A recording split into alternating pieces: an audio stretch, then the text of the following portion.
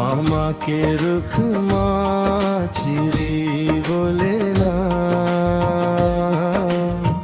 मोर मन के घर चिरी बोले नोनी।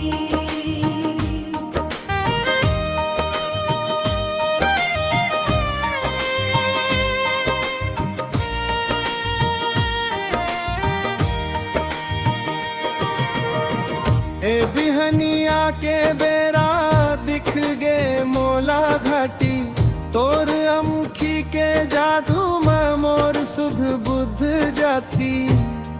औ मोर जोड़ीदार चिरी बोले नोनी, मोर मन के करार चिरी बोले नोनी। चिरी बोले नोनी, चिरी बोले नोनी। आमा के रुख माँ चिरी बोले ना, औ मोर जोड़ीदार चिरी बोले नोनी।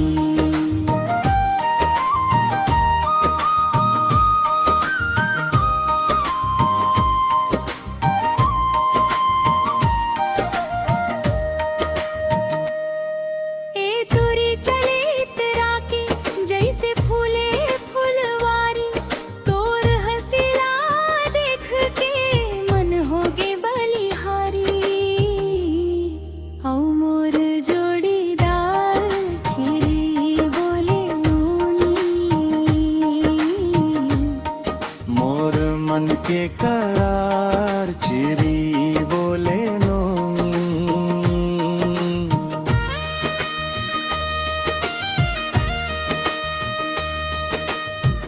ए नरवा के तीरे गोठिया वो चुपचापी, तोर संग जिंदगी लागे सोना के पिखारी। औ मोर जोड़ीदार चिरी बोले नोनी, तोर माया के बहार चिरी बोले नोनी।